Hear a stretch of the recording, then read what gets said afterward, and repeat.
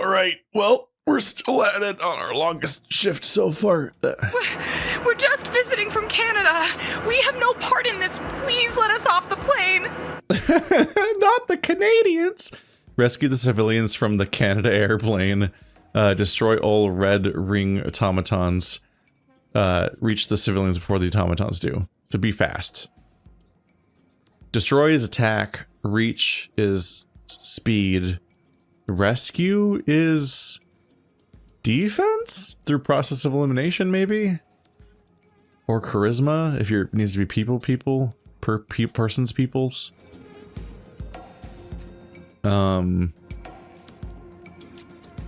Definitely flambe for speed and attack.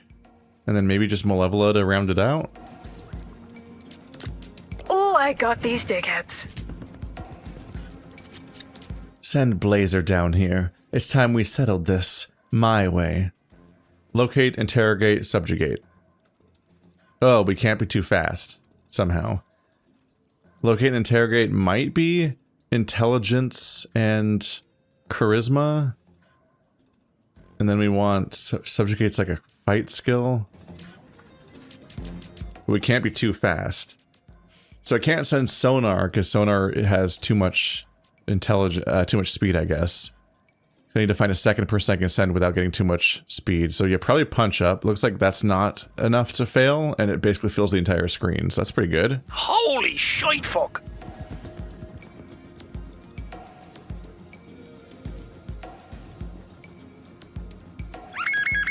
Ooh. Wait, Beefcake? Didn't we fight her last week? She was the one attacking the Frigos base. I'm on it. No stopping me this time. Waterboy assigns himself when not sent often. He gains +1 to the highest stat for that call. He can only be removed one time. Huh. So I haven't sent him often? I feel like I've sent him often. But whatever, he's fine to add to a crew, usually. Can't have punch up to random out right now. Okay. So he's a little too eager, I guess, and he inserts himself into missions. Enhanced durability, Red Ring Lieutenant named Beefcake. Beefcake, hit Beefcake hard, hit him fast. So just all 3 combat stats again. Okay. Easy enough. Know my wrath. It's wild for the game to be like, he assigns himself and you don't send him often, and when I'm like, I think he's my most assigned hero today. I could be wrong. I've been making an effort already. Okay, automatons destroyed, that was easy. On fuego. You already said that today. It's fine, he's tired. Good fight? Yes? It's annoying that you just can't use that whole part of the RNG box. So, Sorry, love. It's nothing personal. they are just giving me missions that have a forced failure chance. Like, you can't be in that part of the shape because that's where the failure is. The thing will instantly fail you. It's such a weird mechanic. It's so weird. I don't get what they're going for with that. Yo, we've got a plan, but we need backup. We could actually turn this around. Automatons are headed for the city. Construct a trap to help dwindle their numbers. Okay. I don't know what automatons are headed for the city means stat-wise, because each one's supposed to mean something. Construct a trap is brains, so sonar. Serious heat out there. And I guess Malevola because they round each other out and also benefit each other, so just go have a bond and, you know, be cool about it. I believe in y'all. Sick. I could visit my old weed guy. Yeah, like, after we stop all this bullshit. That's just an actual most critical quote, isn't it? This is basically unfailable. Beefcake is dead in the street. Better than ever. Don't say that. Okay. A little bit of combat. Round him out a little bit more. He's at rank 7 already. He's actually leveling up astonishingly quickly right now. There's not a lot of downside to it either. He's getting a chance to really prove himself. First mistake. Ow, dick. How'd sonar turn out? Let me see for myself. They want me to specifically ascend to sonar? Oof. Wait. Did Prism and Phenomenon Man just get hurt by that explosion or something? Ooh, does each round give these back or something? Huh. I want Prism to be top. Thank you, baby. Punch up Enki. Predict is brain. Evade is speed. Strike. Okay, so we want Coupe and Flambe, who also bond, so they should be really strong too. They'll take her out. I'm really gonna enjoy this. Waterboy and Flambe required. Whoops, don't have those. Get smart. Well, that's a brain stat, so that's good. We need to think fast. Well, good thing that Sonar thinks fast. He thinks at the speed of Sonar, which is who he is. Look at him go. Impeccable. Ooh. Max synergy reached. Major increase in success chance when sent together. They fucking ride? They ride? That's a crazy image. Damn. No new ability or anything though. Fuckers out. Red Ring has attacked the Vincent Thomas Bridge and is now escaping on the USS Iowa. Need assistance in the pursuit. Waterboy's also in. I don't think I understand how people got injured. Did she like explode because I didn't send anybody on a mission to stop her for long enough or something? I thought I was pretty on top of it. That surprised me. They're escaping the Iowa, seize them before they get away. So we want some speed and attack or something? I feel like I can just send Golem alone for this one, actually. Rushing it, baby. I believe in you. Why are so many people are injured? Damn. Help! We're trapped on the bridge! That was not an ideal audio recording environment for that soundscape to sound believable. They're clearly like indoors. The Vincent Thomas Bridge is collapsing. Rescue the civilians before the bridge collapses. So speed and strength? Like defensive strength? Vigor? Speed and vigor?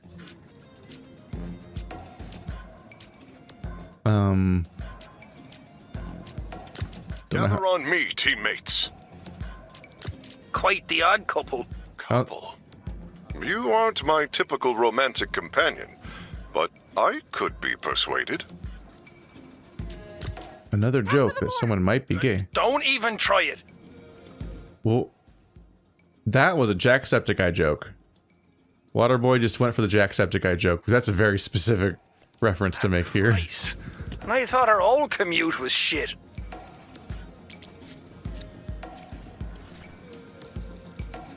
Only 90? Oh, 100%. Okay. Well, I guess we're good. We might just pull this off. Come on, you heard the man. One last push. I expect a key to the goddamn city after this shit. All gas, no brakes, baby. Attack Coup. Send Blazer down here. It's time we settled this my way. Give her everything you've got. Everything I've got might just be Malevola and Sonar right now. Which is admittedly is fairly strong.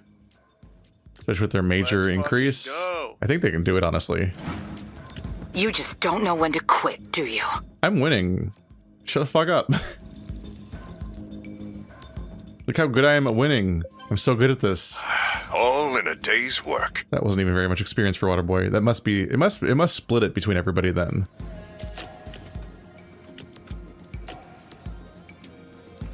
And I guess they just stand still instead of running back.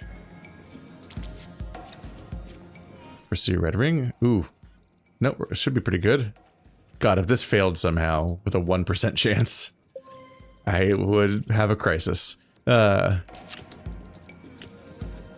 to the chopper. Copters! They're firing down at civilians! Jesus Christ, take that copter out now. Chase after the collar, tank the shots, pinpoint an appropriate location for its landing. So, defense, brain, and speed. He's good at speed. Somebody, please. I might need to send a crew for this, yeah. Nothing beats the original. Oh, actually, the duplication does a lot. That's pretty good. Fighting fire with fire? Fucking finally! I knew it made sense. So we can save a couple people, but not great. So I do still have coffee. I've never had anyone go down, really. So I'm not probably ever going to use that one. Did we do it? Is she defeatoed? Oh, that thing's full. Oh, never mind. That's the bad part. That's not me. Stop! Okay. Take a deep breath. Hey, great work, team. A couple more calls and we're... You interrupted her. Oh, we got interrupted too.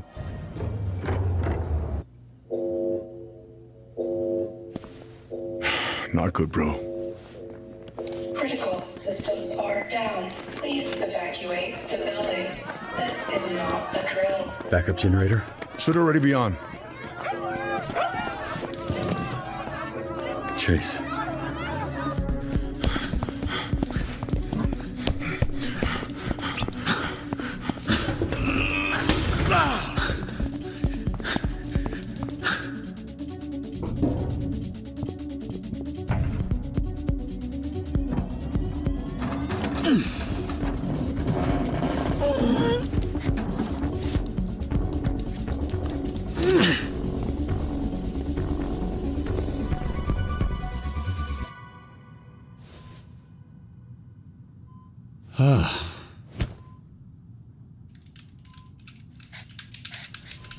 Backup generator successful. All right, take care of him. Oh, look at him. I did have the thought earlier when they left him behind to watch for after chase that I was like, that's a little... feels a little weird that he's specifically leaving his dog behind in a hospital unattended. It's like, one, somebody's got to take care of... someone's got to take care of Beef. Like, what if he has to go out? But also, like, you just don't leave an unattended dog next to a coma patient that's potentially needs these machines or something. Like, what if it just does something really stupid, like unplugging something? I just don't see anyone choosing to leave their dog in that situation. That's just a weird move. But I was like, oh, I get it. It's a little bit of a contrivance to get the dog out of the way because he's about to get kidnapped, and he has been taking the dog everywhere with him. So it would be a little upsetting to have Shroud kidnap him and torture him while he has the dog. So they just like, let's get the dog out of the way. Was the choice there?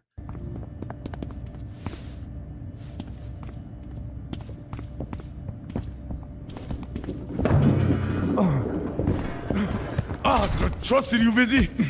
You were wrong for this. I defended for you. Fucking put me down.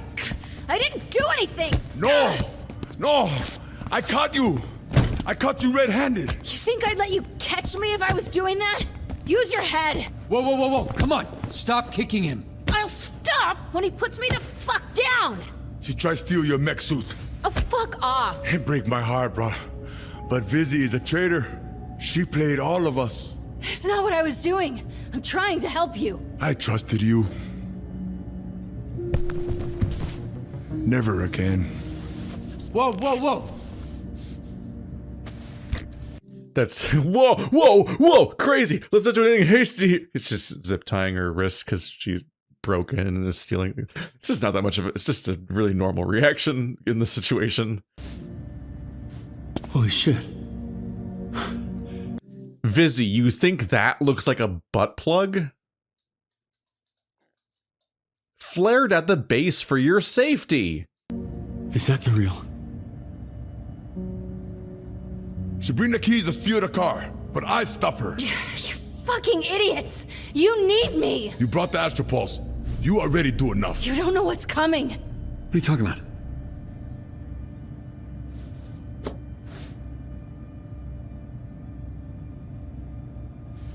She bring them here.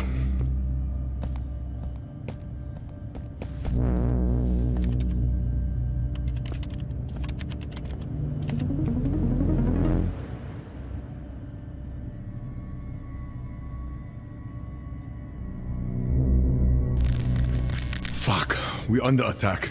Watch her, don't get the power back. You need my help. You helped enough.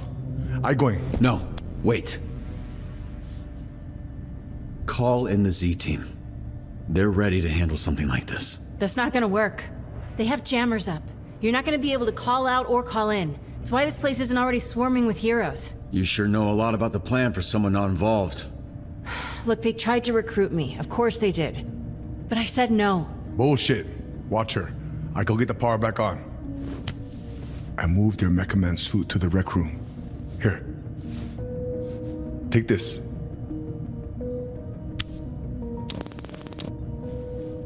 We're fighting the Red Ring, Royd.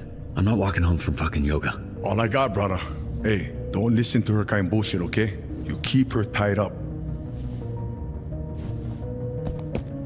She's getting a face full of what happens when you just keep lying all the time. That's not enough.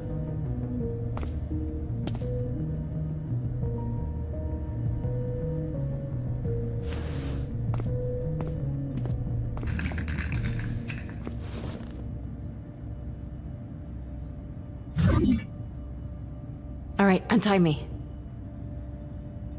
What? Why are you looking? You didn't lie to me, but you didn't tell me the truth. I'd love to sit here and explain it all to you, but a pile of Red Ring assholes are streaming into the building right now. I can't trust you, okay? Flat out. You just admitted to fucking us. I didn't fuck you. I just didn't let you in on the plan. If you knew where it was, he'd have beat it out of you, and if I gave it to you, he'd have it right now. I was trying to protect you. Yeah. Well, the internal bleeding I've got from your old boss isn't making me feel all that protected right now.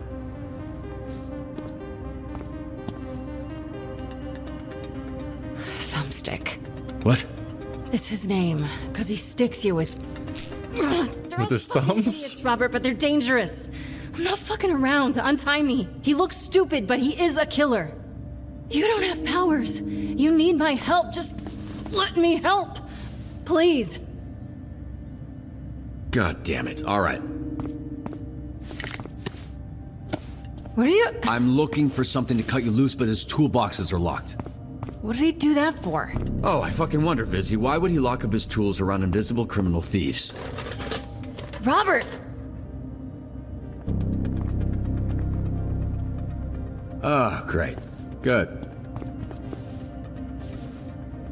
Are we in kindergarten?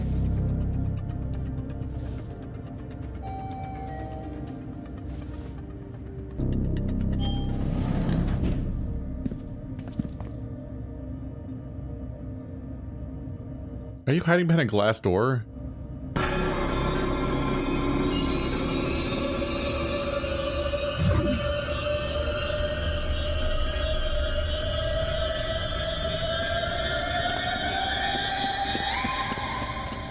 How did that work? The door isn't transparent. What the fuck was that? Hold it in, dude. Hold it in. All right. Fuck. Fuck. Come on. Come on. Fuck. Fuck. Come on. Oh, God damn it. Come on. Is he this afraid to try the other restroom? There's two restrooms. Oh, right, the key card. Fuck. All right. Fuck it. Okay. Oh, yeah, God. Oh, thank you. Oh, yeah. Is it gonna shoot? Thank God. Thank you. Heavenly big brother. Oh.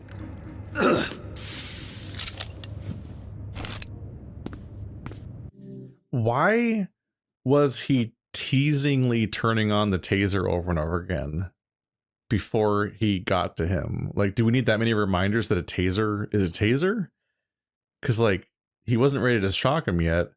And I just need to take a moment to say, do you have any idea how fucking loud a taser is? It's like, in a relatively quiet situation, it practically sounds like a gunshot. It's a crackle is so loud. It's like immediately announcing that you're behind somebody.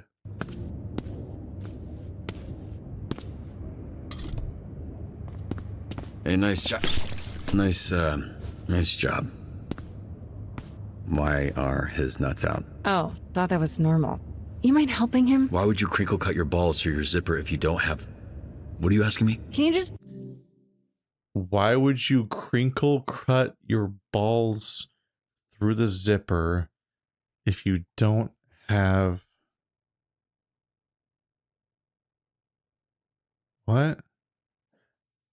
Oh, he had his, what does he have his fly open? Did he bring his dick and balls out through the fly without just undoing the button? Do people do that? Genuine question in the comments. Do you actually use the fly alone and not just open the top of your pants? Like, that sounds like just way too much of a pain in the ass. And like, what do you have to like, you have like your dick is just like squeezing through the teeth of the zipper being open? That's got to be uncomfortable. Like, surely people just unbutton their pants, right? That's weird. I don't. Anyway. Put his dick away. Feels like the dignified thing to do. Dignified for who? I know the guy a little, and it's bad enough he's unconscious. I knew the guy a little. Fuck. All right. They're so afraid of dicks. This game is so afraid of dicks and guys around dicks and male penetration.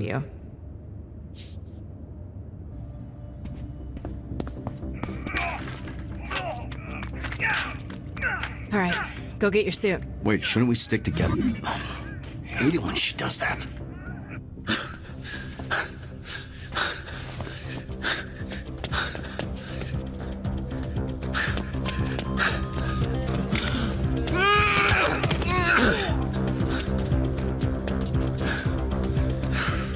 Bro's just having a hard day.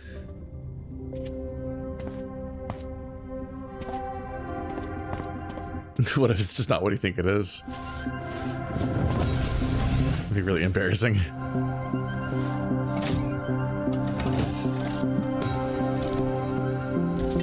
He kept trying.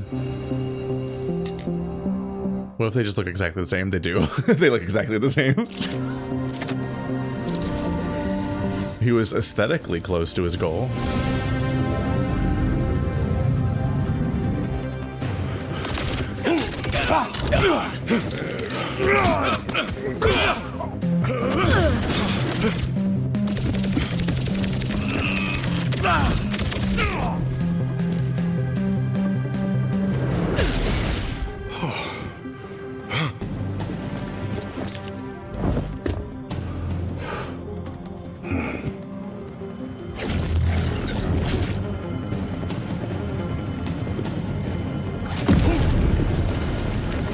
Well, I feel like the bad guy all of a sudden.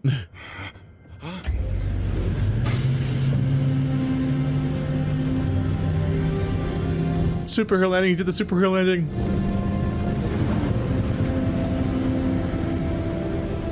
Oh, this is the premium package. Roy, you really outdid yourself. The man is Mecha again. Just like riding a bike, huh?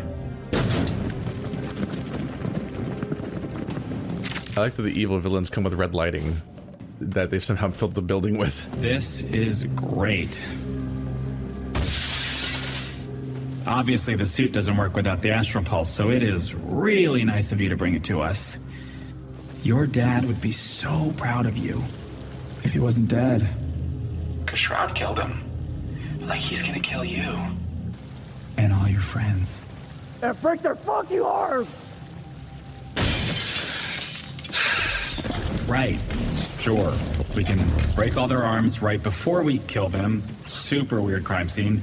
Or just give us the pulse and we'll let you live. With broken fucking arms! Of course. Both arms! Each one gets broken! Everyone gets it, okay? We see the casts. You're making it weird. Shroud. Where's Shroud? Is that what you're asking? Yeah, that's what I said. Right.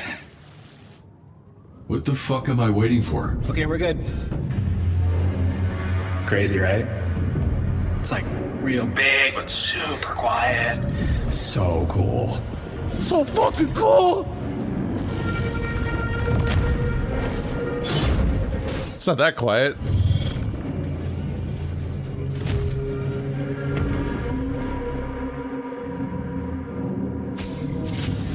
Your dad said he'd help me build a mech if I helped him build the Astral Pulse.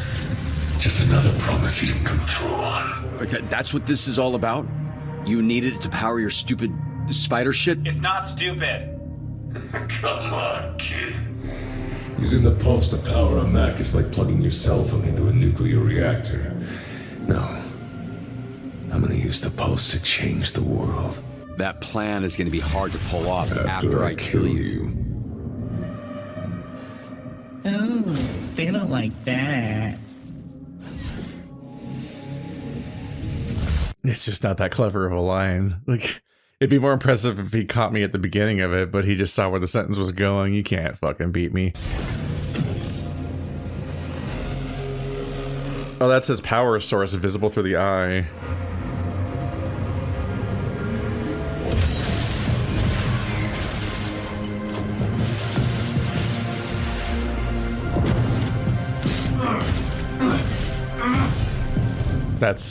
That came across as weirdly sexual.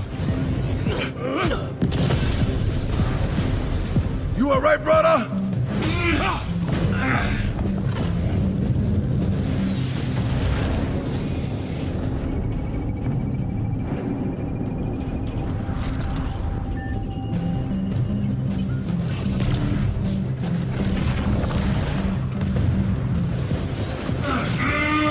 Are you trying yet? Or is this just a warm-up round?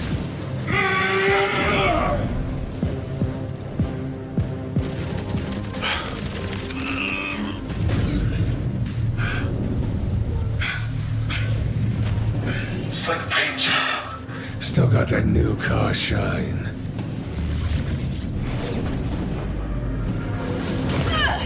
Oh. Alright. Late. My calculations had you showing up 30 seconds ago. Sorry to disappoint. I can tell you how boring life is without surprises. Well, then it's a good thing I can't even predict what these idiots are gonna do.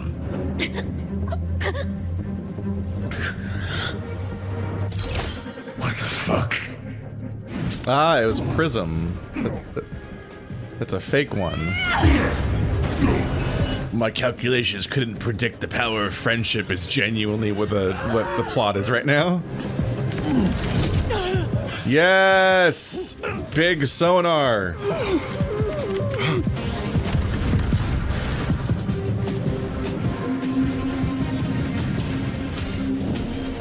It doesn't matter if I'm fighting one or all of you. The outcome is the same.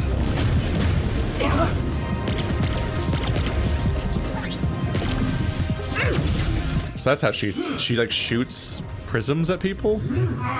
Polygons of glass?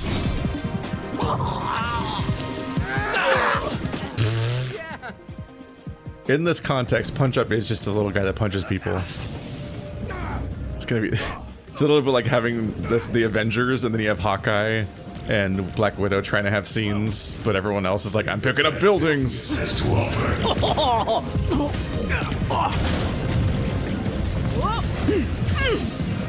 Big blazer!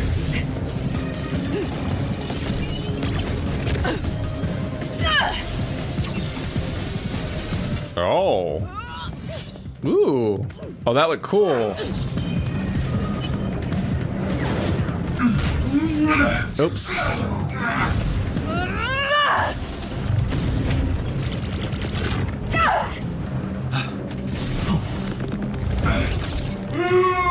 I feel like Sonar's not gonna have any cool choreography because he's optional. I hope my saving you from collision was appropriate. It was phenomenal.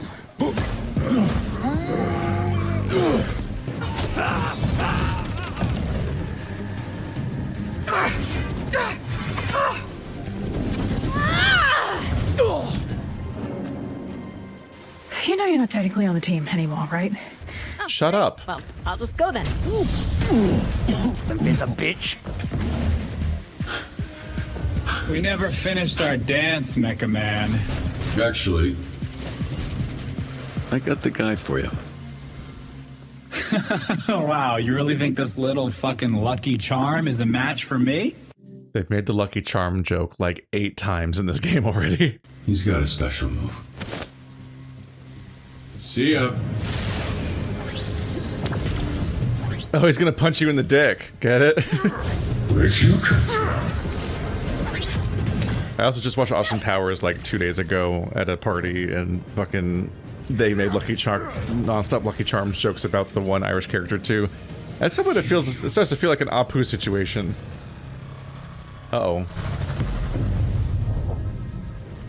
Robert, this isn't working. He knows our next move before we do. Everyone attack at the same time. There's just physical limitations to what he can even do. Oh, are those Coupe? Been more insulted in my life. You fire me, a literal assassin, for some moronic bumfuck bat boy? He shits in the parking lot. Did you know that? Ask the cleaners how much guano they come across. He's not bumfuck. He's straight.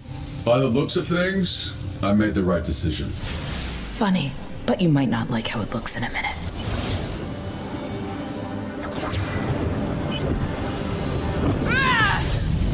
She is more impressive, so I wonder what the fight against Sonar even looks like. Coupe! Stop!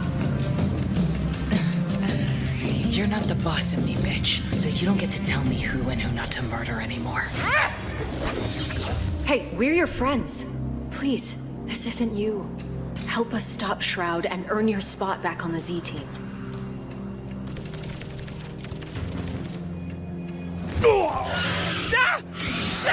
Oh my god. That's where you're wrong. I thought I had friends, but you made me realize I never actually did. Okay, with the amount of weight that they're giving this, I really wish that the choice to cut Coupe was actually better justified and not just something Blazer just made me do one day. I genuinely don't even remember the justification. I feel like it was barely even there. It's basically just that these guys kind of suck and that was it or something. But like, it was immediately obviously going to be harmful and I had no choice there. So at this point, it doesn't feel like even a choice I made. It's just like, if they're going to lean into the consequences this heavily, I feel like there should have been way more reason to do it. Like they at least had context for the choice around Evinzagal. So now I'm just doing what's right for me.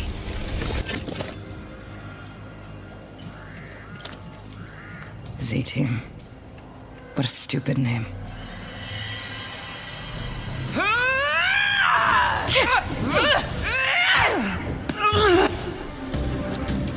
Come on. Those wings of hers are a problem. We'll try to get you an opening. I assume she's amped up by the tech or something, because otherwise we had somebody on our team that was able to go toe-to-toe with Blue Blazer.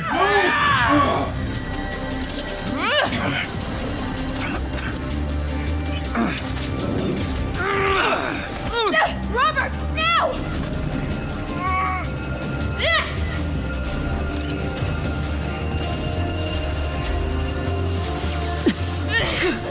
Oh, shit.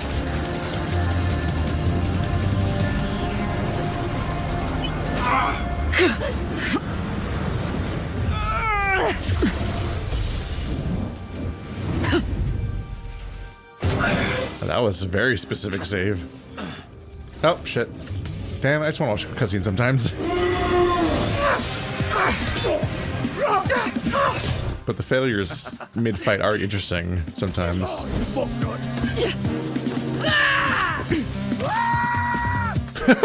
Stop it!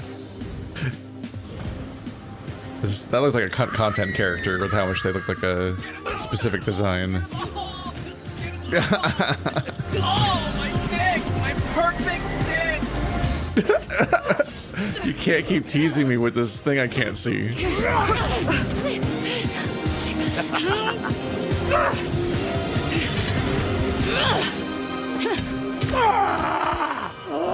Calm down. It was your weak hand. You can still jerk off. Bitch, I'm left-handed!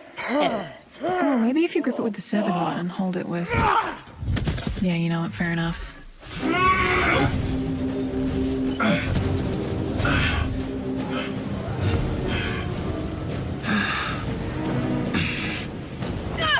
Am I insane for thinking that in the age of the internet people use their non-dominant hand anyway?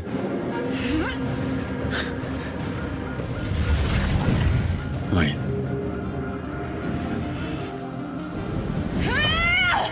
No!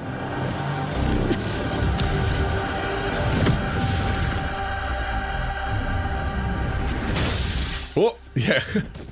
Alright, closing the door was admittedly rude.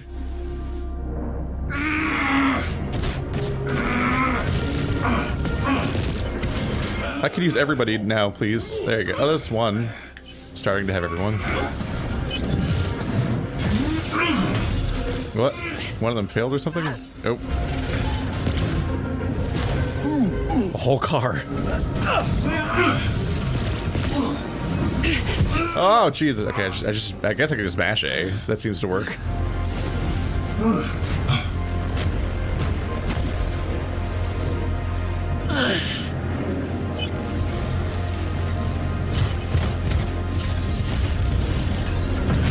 What's everyone else doing right now?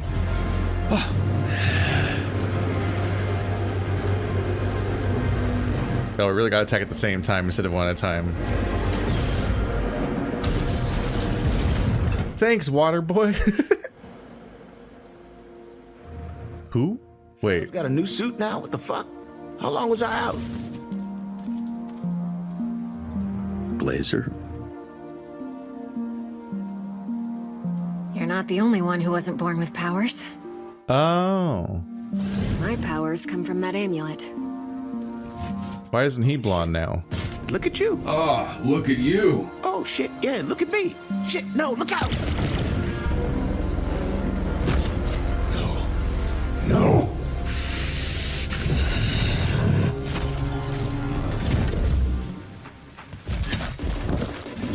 Blazer always did have a soft spot for helpless losers.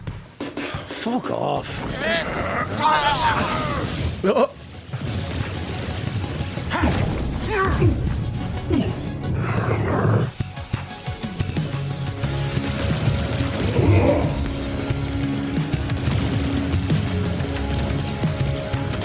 Are they just all fake? Or is she risking a real one in there?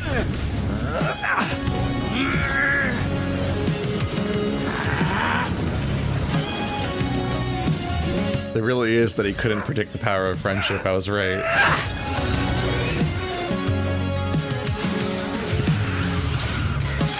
Yep, he doesn't interact with anybody else because he's optional. You can totally see the economy of optional characters.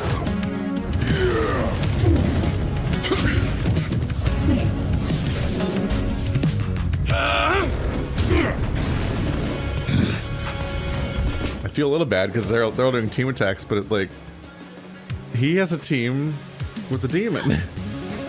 They should be doing stuff together.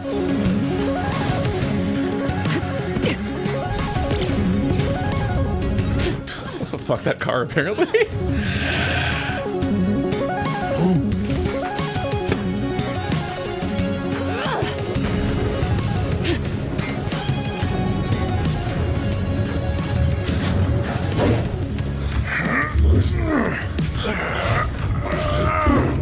Oh. If he's in space, he'll suffocate.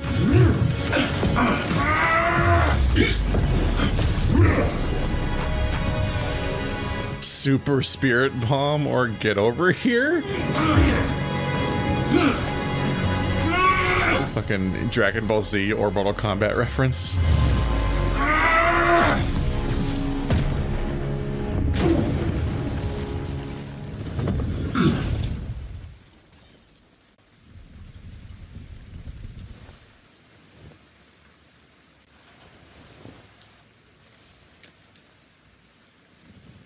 We fucked them in the face. Can you believe it? Shit. That's what I'm talking about, brother. That's it? Let's go again. Anybody want to go again? Yeah. You're alive. Every time they cut to Sonar, it's like they filmed him on a different day, even though he's not a real person. So he's in a video. They can't just have him. They really did not want to waste any animation on Coupe or Sonar, presumably interacting with people optionally. So they always are standing in a completely separate shot. Nice. You too. Nice. New, look. Why? What happened? I still look good, right? Blonde. You're like a French soccer player who's going through something. Stop!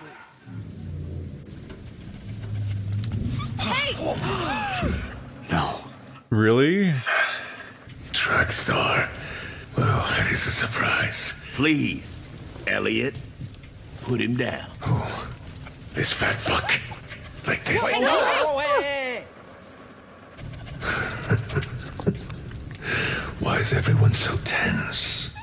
Don't worry, I'm not gonna drop him. Cause Track Blondie there'll just swoop in and catch him anyway. So yeah, no. If I'm killing this dog, I'm gonna be sure he dies. Know this. If you hurt him, you will die. No shit. So, why don't you, and only you, Robert, fly your father's suit up here and give me my fucking astral pulse? Oh, and if the rest of you could surrender, that'd be helpful. I can't believe this actually comes down to a puppy hostage.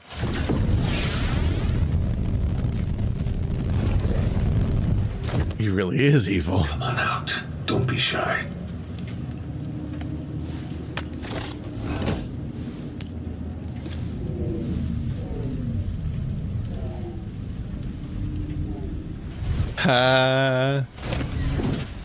There he is. So predictable. I knew this little sloppy guy is your weakness. I knew you'd take, what is it you call her? Invisigal. That you'd take Invisigal under your wing, teach her the ways, extra credit. That's why we planted her here. Yeah, she works for us too. She gets 2 paychecks for the same job. Look at her. Oh, she's embarrassed. So, all that to say, there isn't a thing you can do that I haven't modeled out. He's monologuing, so Invisigal's gonna betray him now. And once I have the pulse, I won't need to predict. I'll just know. So don't fuck around, Robert. Not right now.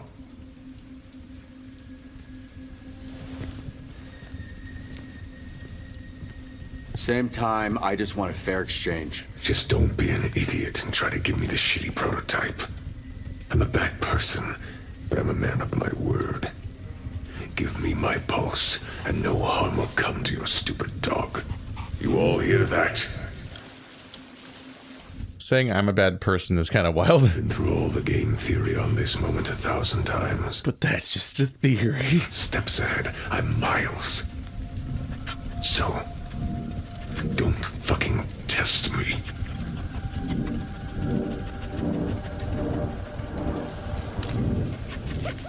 I knew you'd be sensible. It's cursed. You should know that more than anyone. Fuck you.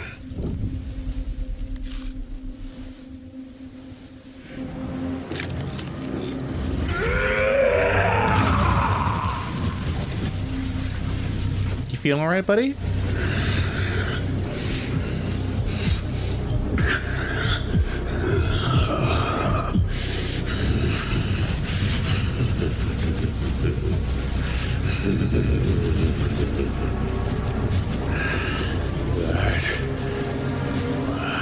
That was worth the wait.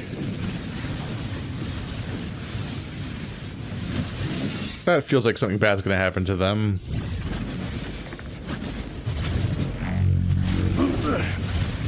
Are they just stronger or are they getting drained? I told you! I fucking told you, Clouds! You feel the power? I see it now. I can see it all. It's all there. Every permutation. Every outcome. Whoa, whoa, whoa, whoa. Hey, come on. I see it. It's suddenly so clear. If I let you live, my odds of survival decrease exponentially. Sorry, kid. You don't have to do this. You've already won. I only win if you die.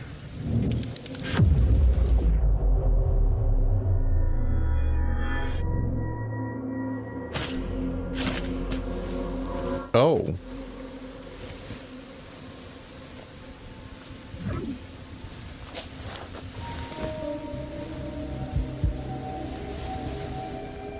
She's fine. She took that bullet in a really healthy way somehow. I mean, not healthy.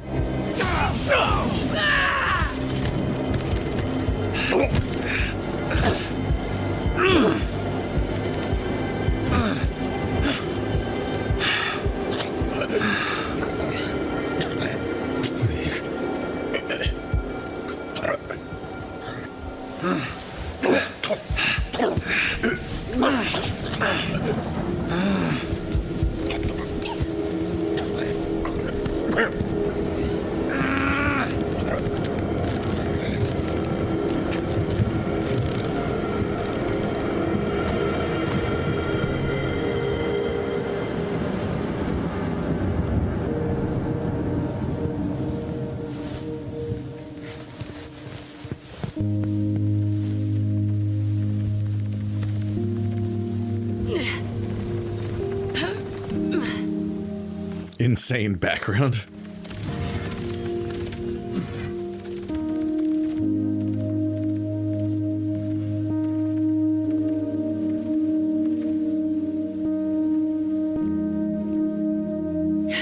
Oh, shit.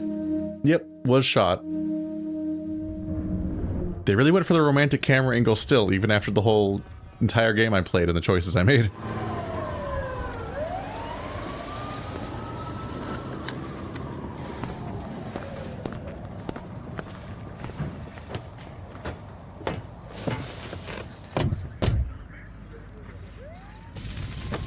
The handcuffs over the cast is wild.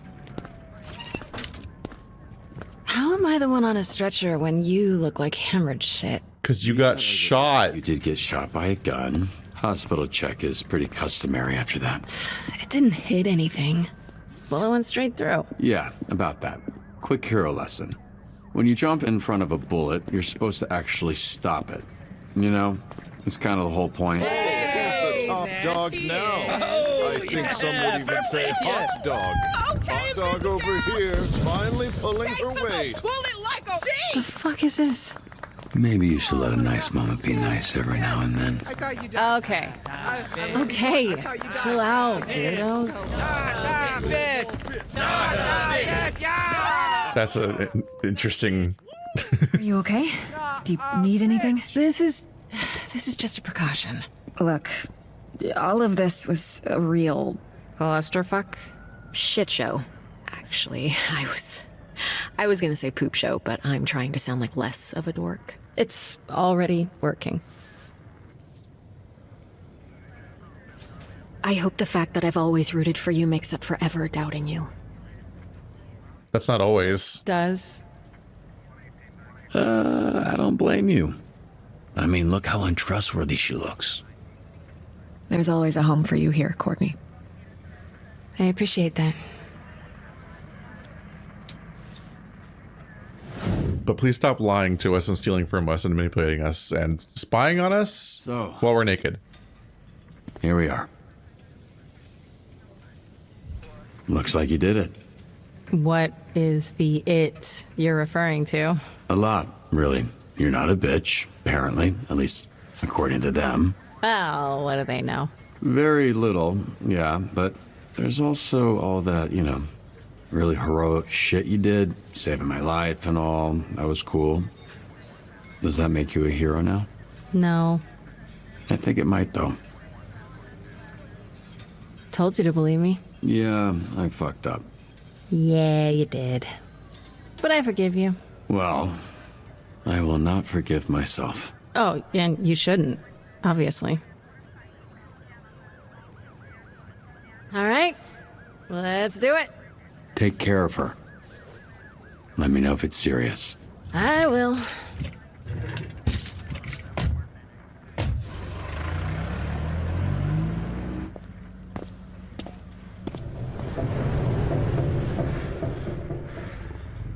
Holy shit. She took a bullet for Robert. Something I would never do. Targeted attack by Shroud and those miserable, jerks, the Red Ring.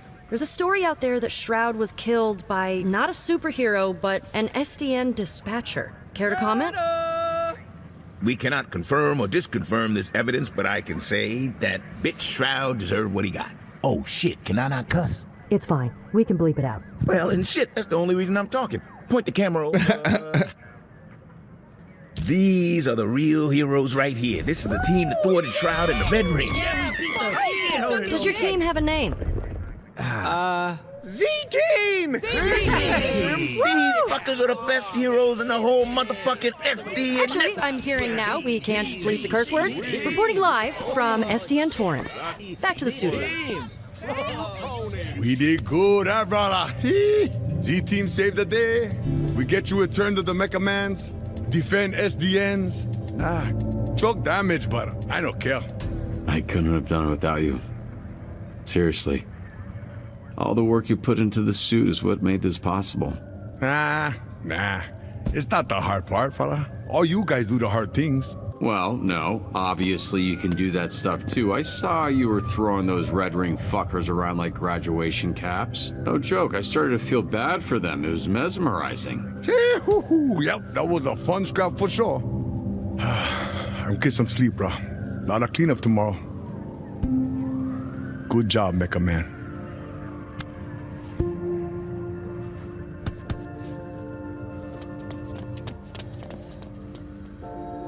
Over here! Whoa, hold on, you got the wrong gal. She's with us. No, must be some mix-up. Easy mistake. I mean, she looks scary. What do you think? Did they earn a pardon? Is that my call? You're the one that'll have to work with them. Again. Did they earn a pardon? You mean when they fought us to the very end and refused redemption? Like, I'll do it if I can. I'm not against that, but I'm just like, just to be clear, you're saying, did they earn a pardon? Well, also they're saying they again to not have to record a he and a she, which is kind of weird. They definitely used to record both versions. But in this case, it's just like, Coupe never, there were like, she committed all the way through to the end. She had to be taken out. Like, she was trying to actively kill us. So that line is just weird because it seems to imply that she in any way walked it back or changed her mind at the end, but she's just been unconscious ever since we beat her. That's all that happened. It feels like they made why the fuck not? Like a deleted scene? Yeah, no, they're with us.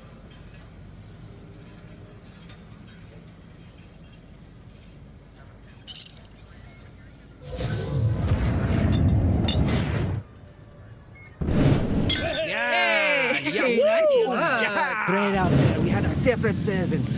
If I'm Coupe, I'm right now, I'm like, what the fuck is happening? I'm like, I'll go with it, but like, what is any of their reaction? None of them saw this. None of them saw the conversation about how betrayed she felt and all that. So they're barely processing that.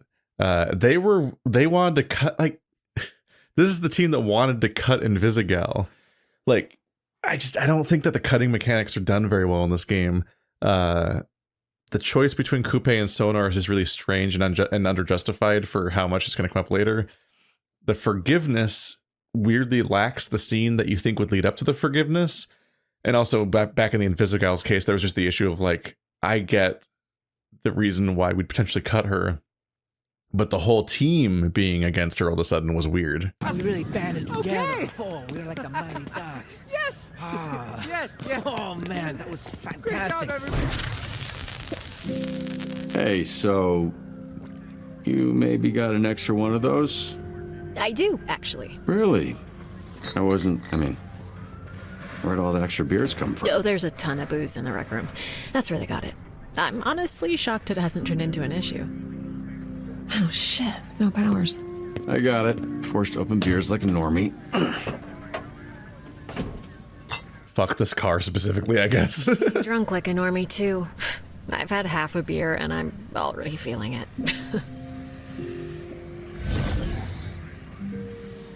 So you could have just gone on a date normally and saved all your money? Permanent? Nah, he's borrowing it until we can figure out a different solution for his issue. Right, the whole being on the brink of death issue. That's the one. Well, it looks like he'll enjoy while it lasts. Why didn't you... If that was on the table, why didn't you do that back then? Like, I know that it was saved for the reveal for us, but like, why didn't you save him when he was dying in the first place if that was on the table and you care that much about that on that level? Also, you could have just saved money on a beer this whole time by just not being a superhero when you're drinking. Like, what? Why'd you do it that way then? Why? I don't understand. So, do you feel better? Oh, after killing Shroud? Yeah. Robert, why? Did you kill more than one person today? Might be worth figuring out the tally. A little, I guess. I don't know. It was kind of like masturbating. What? Okay, I really can't wait to see where you take this. Uh-huh. You know, it felt good when it was happening, but the second it was over, I was instantly filled with shame. I should let you know that you're suspended pending an investigation. Just a formality. Totally understand. You did a great job. With Invisigal. She really stepped up. Took a bullet for you and everything. I wouldn't have put my money on this team being the one to save SDN, but here we are. Yeah, they deserve to be celebrated. Hopefully it doesn't go to their head. I wouldn't count on that.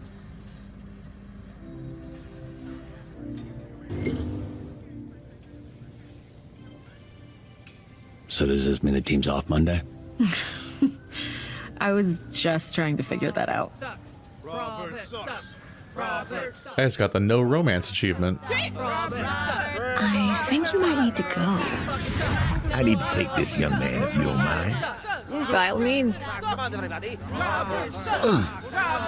That's new. You were right. I was wrong about Vizzy. She didn't actually kill me, just almost. Now let's see if I can make you throw up. Wait, what?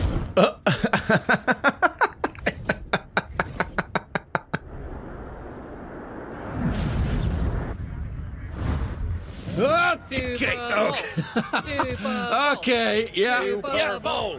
Wait, let me get a picture.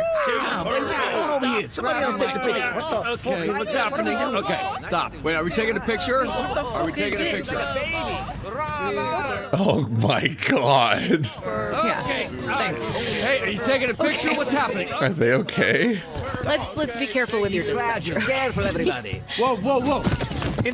Okay, instantly painful, actually. Realistically, they take terrible photos because they can't see out of that suit.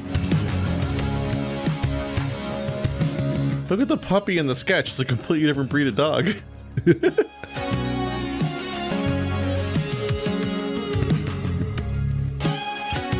Alright, well that was Dispatch. Phenomenally animated, well acted, very funny. Definitely some holes in the writing here and there on a structural level and like individual characters. By the end, I can confidently say that most is look at that drawing of Sonar. It's so strange. For the concept art, there's definitely some issues where like most of the entire roster is just kind of background characters that don't really matter. Like it basically really is just Blonde Blazer, Chase, Invisigal, and Shroud. Everyone else, his name's Charles White. I didn't know that. I remember Alana Pierce as a name, but I don't remember who they're. I guess I remember all these names because they're prominent voice actors. Joel Haver. Wait, Joel Haver as in like, isn't that the guy that does the animations where he uses AI to interpolate the frames of his drawings? I didn't realize that's who he was. Because he does all the awkward acting stuff. Yeah, I think Joel Haver is that one guy. I was right about that being Matthew Mercer.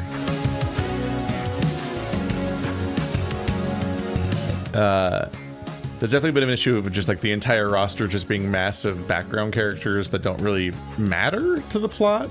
It really just matters that there is in fact a team. So that they can have you cut one person and swap them out, and they can also have you choose to recruit one person to the other person, and it won't really matter that much. Although by the end they had both of the people you could have recruited in the story, so I think ultimately the other guy joins in at the end. And for all I know, the same story bits might play. Like, I don't know how many scenes with Waterboy I missed, or if it's just the same ones. And it might be that Phenomenon Man just shows up just as much if you don't recruit him in the story. So I'm not really sure what exactly is going on there. But overall, yeah, it's just like a random ensemble of dudes. Like they could be anybody they want. You could delete some characters, swap in some characters. It's got kind of that like monster prom / like monster road trip and stuff like vibe where you can just, they're just an ensemble of wacky guys up to stuff. And so they don't get a ton of development, and right up to the end I still barely know like Prism and Sonar as characters. I feel like you sometimes got a chance to look a little bit deeper into some people a little bit, like Punch Up and Phenomenon Man kind of had some scene, or not Phenomenon Man obviously is more of a main character. Punch Up and who am I thinking of? Golem have scenes that kind of give you a bit more of a hint at them, and you get a little bit more development sometimes with them. Like, but like largely those characters basically just exist in the gameplay parts of the game separately from the other parts of the game, like the way that you have recruitable NPCs in an RPG sometimes that don't really seem to show up much in the main story in more direct ways, which is interesting. Not necessarily a major flaw, but it's just that there's a big colorful cast where you probably will end up having like a favorite or two. So it's a bit disappointing that they don't get to have scenes. Like maybe there'll be a season 2 of this game at some point, and maybe the same people will come back, and maybe they can be more prominent since I think none of them can die. So aside from maybe how you might have kept one of them cut out forever between Sonar and Coup, they might all be in season 2 if one happens, and then maybe you'll be like, maybe they can give some more focus on a different member of the ensemble. Definitely if this was like Heroes or any of the like Golden Age of Television style seasons of television, like they would definitely have like more time spent on these characters. But in this case, the quote-unquote episodes are very short, especially when you take into account how much of the video game is the gameplay as opposed to the story bits. And even if those were full episodes, 8 episodes of television is just a short episode of season of television. We had less than 1 episode per character that we had in the overall team, let alone the bonus characters that aren't the main characters that aren't in the team that you're commanding. So they just only had so much time to breathe. I wonder if Coupe has more time at all, but I kind of imagine she doesn't if you have her in the party, because somewhat akin to how little airtime the characters that survive episode 1 of The Walking Dead get when you have to make that choice. Here, they Sonar like barely said or did anything in the entire game. Like he just spends entire parts of the game just kind of silent. It's a bummer that when choices happen like that, it become like when you have a choice between who to save and who to kill, or who to keep and who to fire in situations like this in various games. It's just a kind of a bummer that the person that you keep functionally dies in the story in many cases because of how much they get written out, because they don't want to invest too many resources in the 2 variations there. And that's itself in a subgenre of Telltale games that are kind of known for railroading you into having the same ending basically no matter what, despite all the choices and so on you make. So on that level, we have not advanced that much. I think back to Ashley and Caden in Mass Effect and how like they show up for like exactly 1 scene of Mass Effect 2, but then they thankfully did actually go back and have those characters have way more screen time for a fair amount of time in Mass Effect 3, and finally like follow up on that choice and give the person that you saved screen time to justify it better. Whereas in some other stories, not to name a specific because it'd be spoilers I guess, but you know if you know, there's some games where you make a binary choice between who to save and who to kill, and then the person that you saved just dies a bit later anyway, and you're like, oh, okay, that's one way to hold that branch so you don't have to keep accounting for who stuck around longer and so on. So I'm a little bit bummed out by how little Sonar showed up, obviously because I had I went in interested in Sonar, was baited in with that, but also he just gets a couple jokes about being a crypto bro or being on coke, and it doesn't get interrogated. Like you gave me a character that's an interesting metaphor, where maybe not interesting, but it's kind of it's a little rote, like it's been done before. But you clearly have a connection implied between his coke habit and his transforming, but that's actually like kind of I think that's maybe never made explicit, and we don't interrogate that about his character at all. And similarly, like a lot of these characters are really loud designs that are full of implications, and like the fan community is going to spend a lot of time unpacking that, I think, over the next year. I'm sure they're going to spend a lot of time making fan art and fan fiction and really like having their own interpretations and fan canons about their personal little favorite wooble and all that. But it's just disappointing that when a game baits you with so many cool characters, you then get so little to work with. Like, I don't really know what makes Prism tick. She has a cool looking power, and I found her extremely useful in gameplay, but what motivates her most of the time, and why does she keep changing allegiances?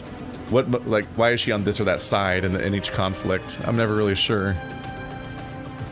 Only 13% of people surrendered the real astral pulse to Shroud. That was partly the fact that the time limits are really like restrictive and make me panic a little bit sometimes, but also I was like, that last bit of don't fuck with me made me think that I'm like, does he kill the dog if you give him the wrong one?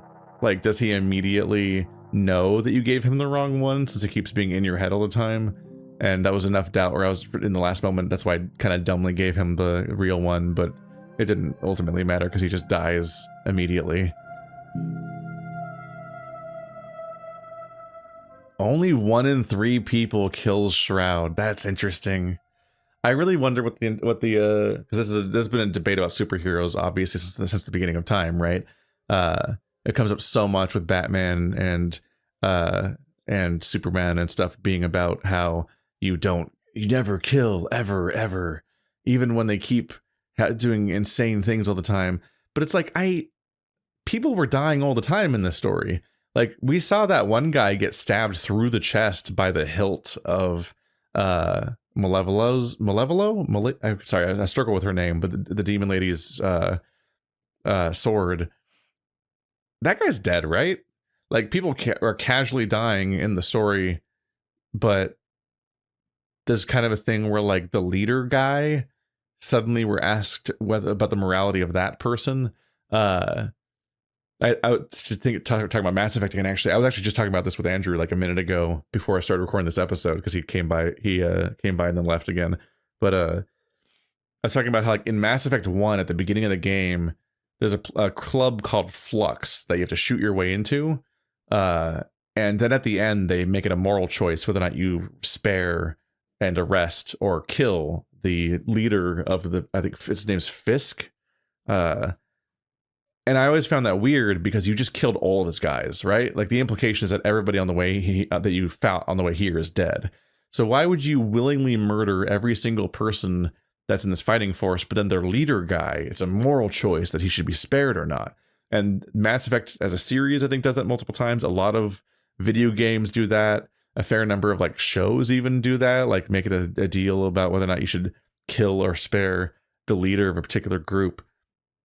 And at some point, I'm like, what about all the other people? What, do their lives not matter? Why does this to some extent, it'll be contrived that this one person is like not able to fight back in that moment or isn't armed or something.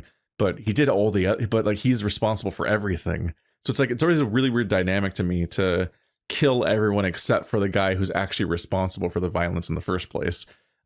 Is a recurring thing in a lot of stuff that's a really weird. Like the question of whether or not to kill somebody is not a weird line to draw in the sand, but drawing the line exactly there in the sand, right after all of the bodies, is a really weird place to draw the line, and it happens so much in fiction. But we're talking about like Superman, Batman stuff. They don't normally kill people at all. Is supposed to be the premise. So they don't have that problem normally. And yeah, it's a part of the debate in superhero stories, so much so that if I remember correctly, I haven't read it, I'm sorry, but I think the premise of the Injustice universe that the Mortal Kombat games are based on is that I think it's like that Batman kills the Joker, and it's always that question of like what if Batman killed the Joker and so on. And I think it has this cool frame where Batman is having visitation in prison, and Superman just walks straight through the visitation barrier, like just disintegrating it with his body, just so he could walk in and hug Batman. And that's like the only frame I actually think I know of the entire Injustice universe. That's how little I'm exposed to it. But like that's an entire alternate universe branch of the story that's completely based on what if Batman did kill the Joker, and then there's all these consequences apparently. That's how big of a deal this conversation is in that space.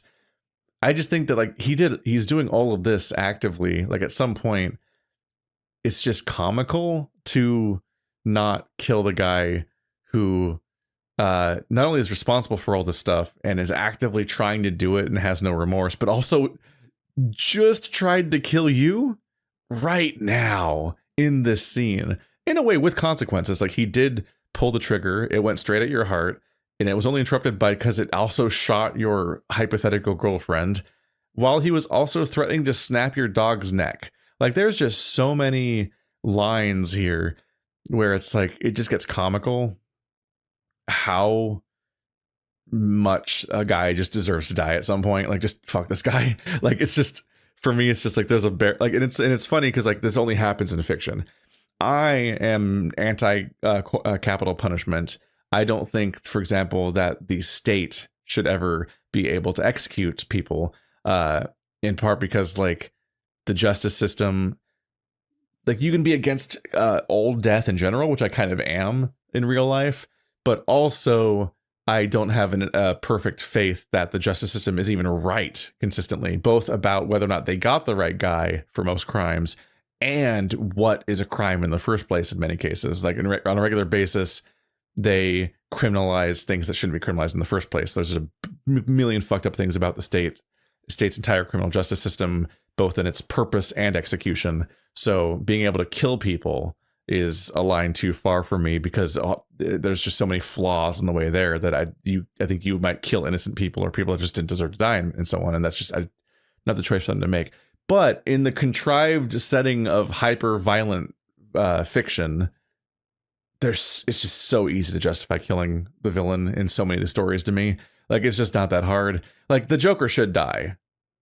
I don't think it's that hard to land on the idea that the Joker should just die. The only reason the Joker doesn't die is because the storytellers want to keep the Joker so that they can do more stories with the Joker without having to like reboot the story or make a new Joker contrivance or something like that. Like they want this Joker to stick around and come back later so they don't kill the Joker. That's the real reason that why they have that morality. It's also maybe a bit of a code violation to have your sparkling ideal superheroes ever kill somebody in a comic for children, because they're supposed to be like a moral high mark, because since they're so fictional, they can always be morally justified to never kill anybody because they're not real and so on. Whereas a story like this, which is relatively grounded and realistic for a superhero story, I can't help but take the story seriously, like it's real. And like Shroud as a real guy is so comically unrepentantly evil and murderous that like, yeah, you kill that guy. You kill that guy right now when you have the chance, or in a way, all of his future murders are blood on your hands in a way like that. Not literally. You can't just inherently blame anyone who doesn't kill somebody that then goes on to kill people. But like in this case, it's just like, you're going to feel that like he's going to kill more people. And like the moment he kills one more person, that person, because like, we're all equal as individuals, like we're all equally valuable lives. The moment he kills somebody else, that's immediately invalidating the purpose of even keeping him alive for the sanctity of life or whatever. And he'll do it. He's going to do it. It's like, it is kind of just math at some point. If you think all life is equal, then somebody that will actively kill a bunch of people should probably not be alive. That's the move. And I say that as somebody who does enjoy storylines, like how, like, for example, in Walking Dead, there's a very prominent villain that instead of being killed gets imprisoned, and they actually rehabilitate him to some extent, and he sees that he was wrong, which was interesting. I find that especially interesting because Walking Dead is such a cynical looking post-apocalyptic universe, but they actually do take the stance that prison is for rehabilitation and not for punishment, which is a wild, but like that's the topic for a future video essay where I talk about the sort of leftist ideas of Walking Dead, which is a lot to get into. Anyway, I killed Shroud because fuck him. Fuck you. 51% of us stayed true to our word and stayed. That's interesting. I assume that this is only in the branch of people who promise to kill Shroud. So half of people who promise to kill Shroud don't kill Shroud. I wonder how many people then promise not to kill Shroud and kill Shroud. Like, they're gonna kill my dog. Yeah, everyone trusts Invisigal to untie her. She's not. I think that even when you're like cutting her from the team and then thinking you can't trust her, I think there's still plenty of reason to think that there's no reason you can't trust her, like in a life or death situation. Well, you might not be able to trust her in a life or death situation the way that, like, you know, the way Chase can't trust her in that she can endanger you. But she's not going to. I don't think she was ever against us, like going to attack us and betray us. She just might fuck up. But yeah.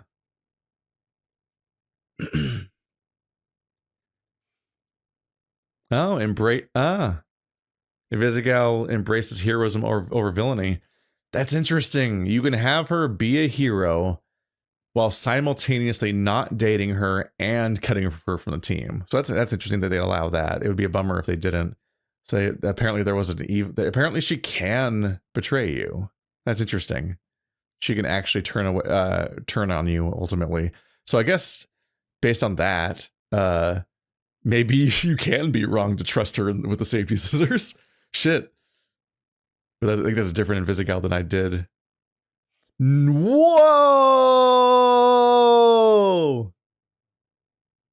No one. Wow. No one gets this ending, which, to be clear, they're trying to show me this scene like there was a shot that cemented this. The only hint that I got the ending for not dating anyone was that an achievement popped up. There wasn't really a scene that like in any way highlights that he's alone or anything. Like it literally popped up during the scene where he's currently hanging out with Blue Blazer, which I guess maybe they would have kissed or something. But the fact that they're hanging out in that way, it still was a very romantic pose. They keep posing him with the two women in ways that look like they're kind of dating. And that still happened even in the ending where I explicitly did not date anyone, which is weird. It's part of the Sonar stuff where they're just kind of, I guess, being efficient with their animation because, you know, games are expensive. But yeah, the lack of a scene that actually separates him more or in any way even comments on his singleness or acknowledges that Blazer's going to stop pursuing him or anything like that never happens. This kind of ending is just entirely implied. Not even really implied, because implying would require implications. It's only implied through absence, like the lack of any scenes. It's implied through the process of elimination at best. Huh. Most people defeat Coupe. So a third of people fail at the ending. That's interesting. That's a surprisingly high failure rate, apparently. Most people rescue Sonar before Phenomena Man. That's funny.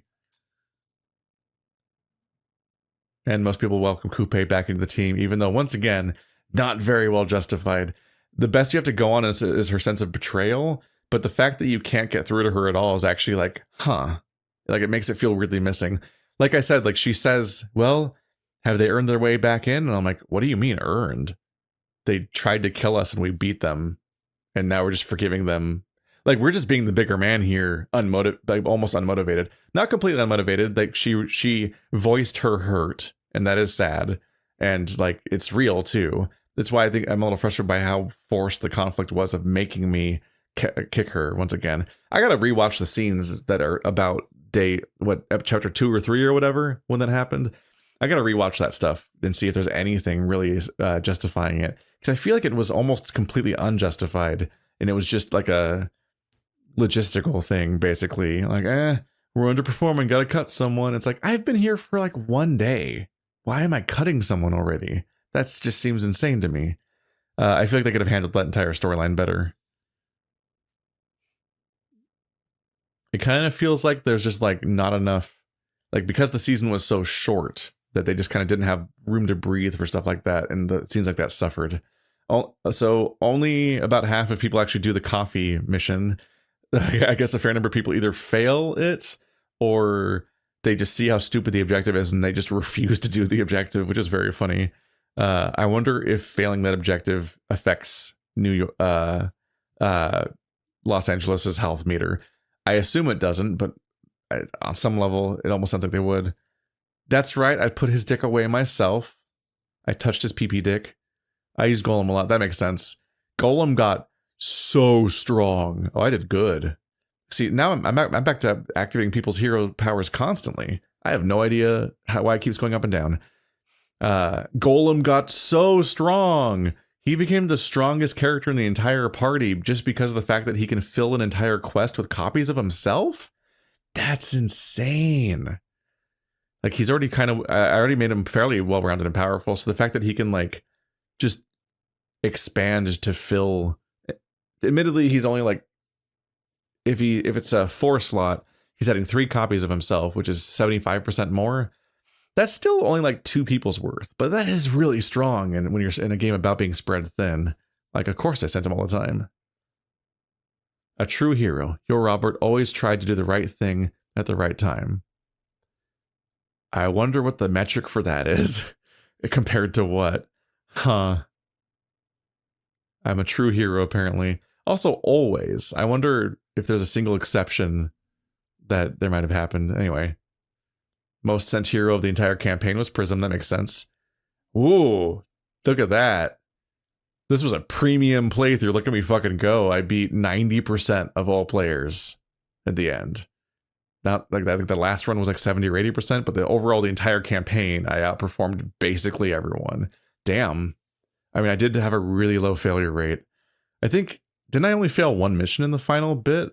They didn't give me the career screen, so I don't know. Most successful hero is Prism. Yeah, she had a very specific job, and I knew when to send her. In part because she was very specialized. Sonar was too, but he never becomes reliable, unfortunately. So she was reliable whilst being specialized. She was specialized in a thing that most people couldn't do. And it was also the kind of objectives that were often easy to interpret as being those stats. So I also successfully identified her being the right one for those missions all the time. You sent the perfect hero for the call 6 times. I don't know what the metric for that is. I assume that each individual call has a specific hero. I don't know if they mean that there's a specific hero that is like almost magically, preternaturally the solution to a given quest, and that's programmed into each quest, or if they mean you happen to send a singular solo hero that had a 100% rating based on the stats, because those are 2 different things, especially since you can build the characters. And apparently I almost failed 6 times. Most successful shift was episode 8, phase 2. That's interesting. That was the ending of the game, actually. Huh. My strongest hero is Flambe. I don't know what that means. What does strongest mean? He wasn't the highest level, right? My highest level was Prism, wasn't she? She was level 12. I don't know. I have no idea what the metric for that is. Did he outpace Prism at the end on level? After how much I didn't use him for a while? Because my highest level characters I thought were Prism and Invisigal, but then she leaves us, so that left me behind there. It is funny that when I cut Invisigal from the team, and then everything goes to shit, and the city's exploding, and I'm in big trouble, right? Just kidding. Most successful shift of the entire run. I guess we didn't need Invisigal. I guess it was just the right call to cut her, and I'm actually that good of a manager. Whoops. But yeah, I don't know if he outpaced on level the last second, or if they genuinely just mean in stats highest level, strongest hero, in which case it might be a bit of a glitch, and then it might be accounting for the fact that he had inflated stats at the end of the shift because of the fact that he was on a winning streak, and that's what his mechanic does. I would not count him as my strongest hero, but by the end he at least had a specific niche because Invisigal was gone, so he was my one fast guy. and my most fighty guy. They might just mean damage, most combat hero, because by the end, I shirked enough people that had enough combat that I avoided having anyone else specialize in combat specifically. But anyway, neat game, Dispatch. Whoopsie. Nice high effort return to form. Lot of forms of progress compared to the previous like decade of when these games were coming out constantly. It's cool to see them iterate and push the Telltale formula in a cool way. That's on it. Like, this is better than their competitor. Their competitor is Supermassive Games. I think there is a Supergiant or Supermassive. I think Supergiant makes Hades and Supermassive makes Until Dawn. I have not kept up with all of the Until Dawn people's games, but they're kind of shit. Like, they're high effort. They're cool to look at, but Man of Medan and that one, like, what, the werewolf one, I think, or whatever, and like from what I've seen, those games consistently completely fall apart at the end. They're frequently in Act 3 incoherent video games, and they completely just kind of fall apart in a way that some of the worst David Cage games do, and in a way that the Telltale games tend to not do. That said, part of the reason why Telltale games don't become totally incoherent by the end is because they don't have that much variability, and they kind of cheat, and they kind of just keep telling you over and over again, whoa, everyone's going to remember that, and then actually having relatively inconsequential choices that railroad you that crazy. So it's kind of pick your monster. I would love to see more variability that is well accounted for, and that is expensive. So this entire genre is kind of a game of chicken, where you dive into traffic and then your entire studio collapses from lack of funds when you make them make too many different cutscenes and outcomes and so on. But the alternative is that people are constantly disappointed that these games don't have as many outcomes as they're supposed to.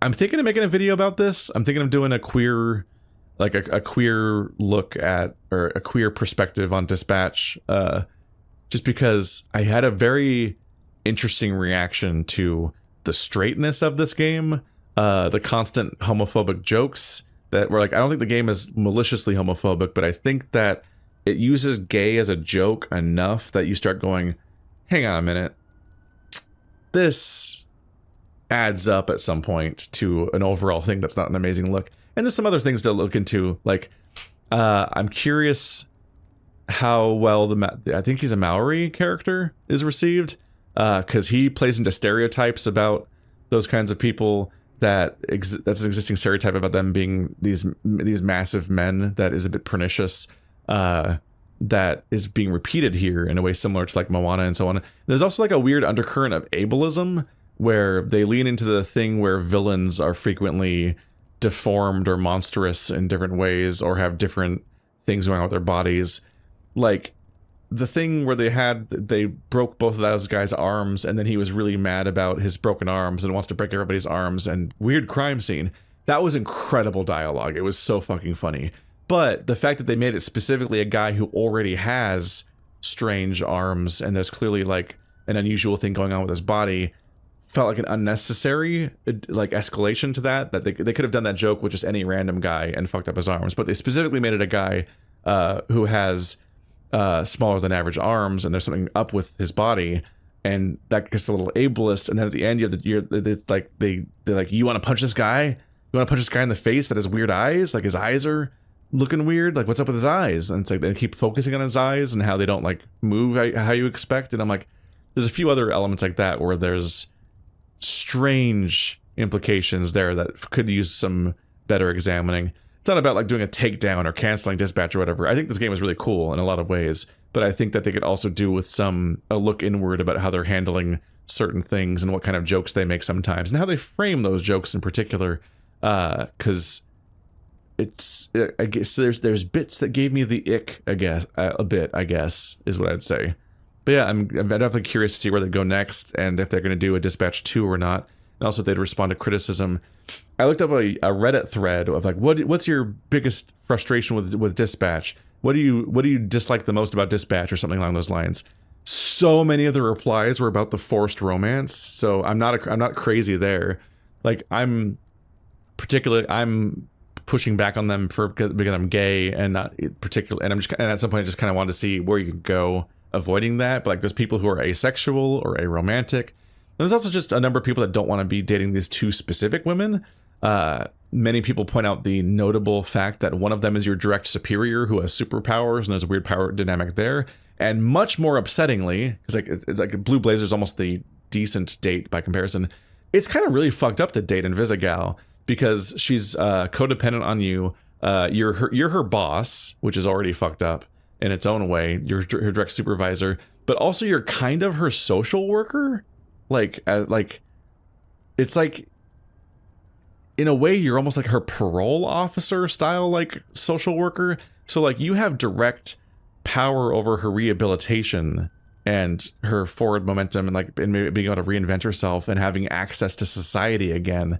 So there's like some fucked up power dynamic things where she's kind of potentially even incentivized to be into you in order to manipulate that.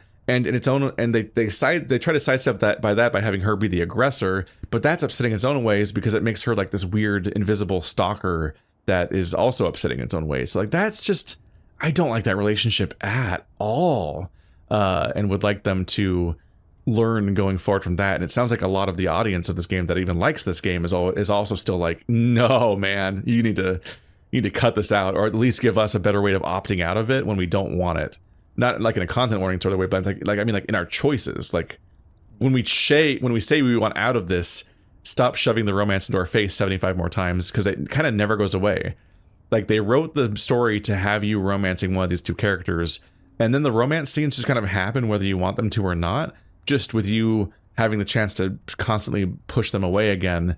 But like they still 90% of the way happen.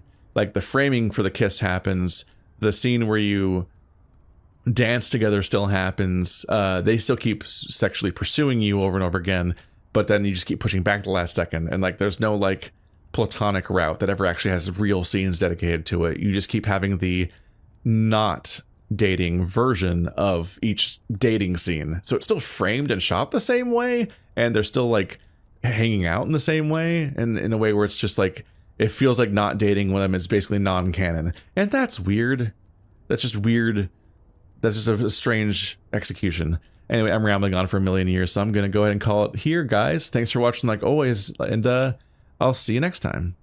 I don't think I'll do a Season 2 of Dispatch, because I think that the majority of it will be similar enough that while it's interesting to see permutations, I don't think that this game will specifically be different enough to justify a whole second playthrough. I think it'll be mostly the same.